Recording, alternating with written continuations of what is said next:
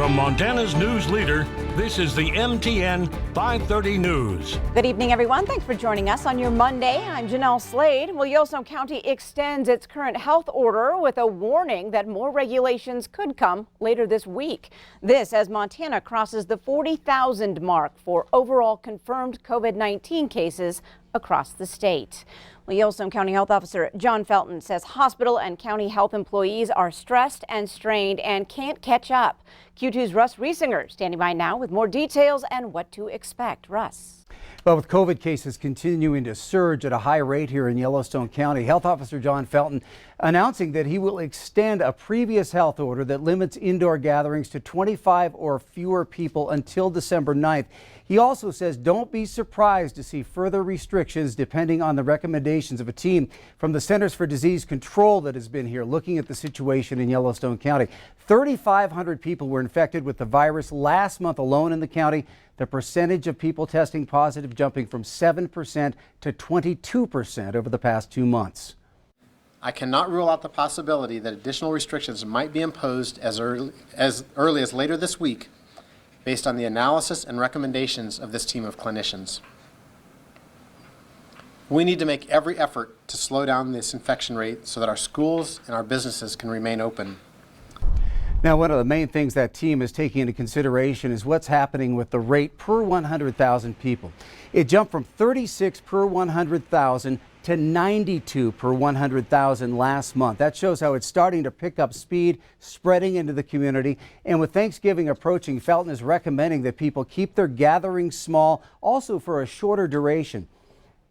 What we don't want to see is coming out, when we get to mid-December, a couple weeks after Thanksgiving, having another large influx of cases that would have people sick and hospitalized during Christmas and New Year holidays and the other holy days that happen during that period of time.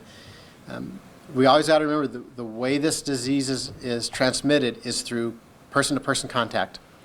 So I know it's important to maintain a sense of connectedness. We just need to do that in ways that keep us all safe.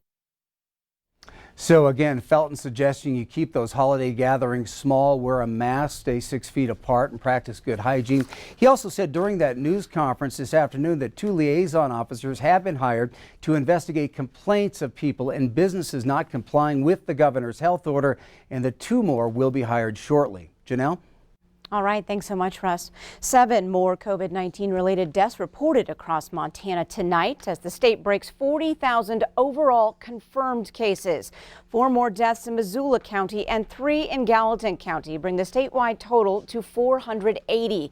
The Department of Public Health and Human Services is working with county health departments to upgrade the reporting process of COVID cases. Officials say that is why today's new case numbers were about half of what they have been. In Bozeman, Montana State University is dealing with an outbreak, diagnosing 212 cases last week. Officials say capacity is pushed to the limit and they are searching for additional housing to quarantine students. The university has reported 725 cases of COVID-19 since August 1st. Gallatin County officials say as the numbers continue to climb, contact tracing has been even more difficult to keep up with both on and off campus. Our testing system is showing signs of stress. We're hearing about longer waits for specimen collection. We're seeing more demand there. At MSU, there's testing sites going on, as well as the people working in the labs, working very hard every day in the labs to get results. Now, restaurants, bars, distilleries, and coffee shops across Gallatin County are working around some new COVID-19 rules. MTN's Gabby Krebit catches up with one Bozeman business that's focused on making it through these challenging times. Many businesses from across Gallatin County are adjusting to a new round of COVID-19 related regulations, which is posing some challenges for many businesses on Main Street. But there are businesses that are entering this new phase with a sense of optimism and determination. Thank you, guys. Say hi for me. Okay, I will. I remember. All right. When you walk into the Cat Eye Cafe, you don't get the sense you're walking into a restaurant. Told you. It feels like you're coming home. At the very start of the pandemic, we talked to head chef and owner of the Cat Eye Cafe, Kevin Caracciolo. It was back in March after the Gallatin City County Board of Health ordered restaurants to close dining services and operate as takeout only. Today we did $229 in sales. Who am I going to pay? Around 8 months later, the Cat Eye Cafe is standing strong, even with the newest round of regulations from the Board of Health that require restaurants and bars to close by 10 p.m. and lower capacity. Originally, yeah, we were all nervous and scared and weren't for sure what was going to happen. Ellie Staley with the Downtown Bozeman Association says businesses will indeed feel some impact by the new restrictions, but says people in the community stand behind some of their Bozeman staples, like the Cat Eye Cafe. You know, this has been a very emotional time for our small businesses. There's no doubt about it. We have seen a few closures happen. I don't think that we're expecting more anytime very soon. And the new restrictions might be affecting some businesses on Main Street more than others. We seat fewer people, obviously, and so yes, it hurts. Yes, the daily revenue's not as big, but you can control that with controlling your labor. Some of these restrictions and really coronavirus in general is affecting businesses very differently. So while some businesses are very much thriving, some businesses are struggling. And some, like the Cat Eye Cafe, are hanging on with a mask and big smile on their face. Reporting in Bozeman, Gabby Crevitt, MTN News. Thanks, Gabby. Remember talk of a second stimulus check? Well, the presidential election put negotiations on hold, but will it happen now? Consumer reporter John Merites has the latest. With the election now over, Congress is getting back to work. And one of the first things many Americans want to hear is whether we're going to get another round of stimulus checks. So where's that next $1,200 check we've heard about? Negotiations in Congress stalled as the election approached. Democrats last pushed a $2.2 trillion package with another round of checks. The White House offered a $1.9 trillion stimulus, also with checks. But Senate Republicans offered a $500 billion skinny bill that may not include any checks. But from the Doesn't That Sting file, the hundreds of YouTube videos that make it seem another stimulus check is on the way anytime. Will the focus be even louder on stimulus? All indications are it will. And welcome back to another stimulus check update and stimulus package update. Hey guys, Remy here with your second stimulus check update and second stimulus package update. But the king of YouTube stimulus check videos is a guy known as It's Jimmy, who posts stimulus videos every few days. What's going on, guys? It's Jimmy here with your second stimulus check update. According to Business Insider, this video with 121,000 views should earn him about $1,300, almost the same amount as a stimulus check. So we could end up seeing another stimulus check in December, or we could just end up seeing a lot more YouTube videos. As always, don't waste your money. I'm John Matteries, MTN News.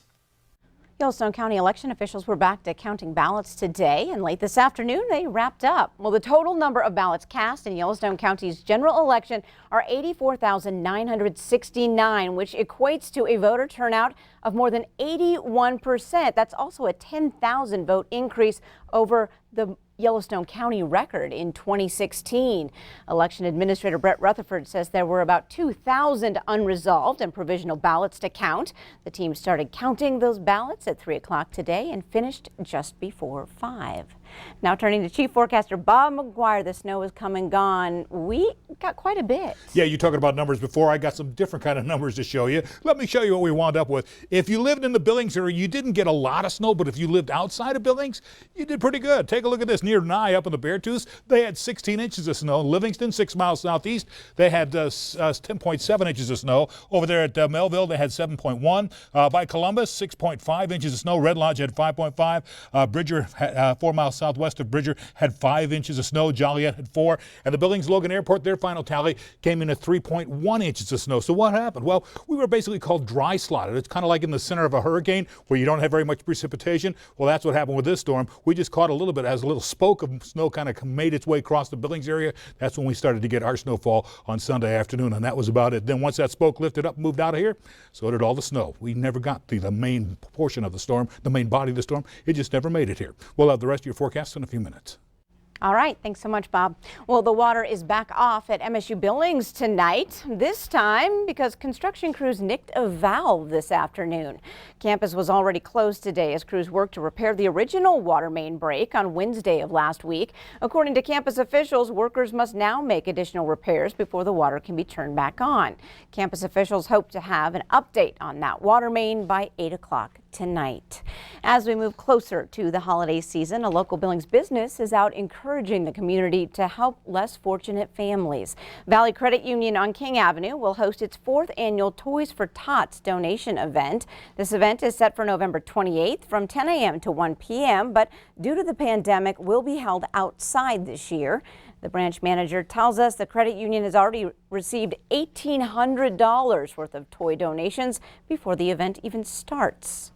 Such a great event and charity to be involved with. Everyone remembers waking up and having a toy on Christmas morning and opening your presents. And any event that you can do where you can give that joy to a kid or someone who's less fortunate that needs it, it's something that Valley wants to be a part of. Olivo says all of the toys donated at this drive will stay in Yellowstone County to help bring joy to local kids and families during the holidays. Up next on tonight's MTN 530 News on Q2, more help is on the way for veterans in the mining city. We'll show you what's being built in Butte. And in sports, brotherly love. We meet a dangerous duo hoping to make a championship difference for Central this weekend.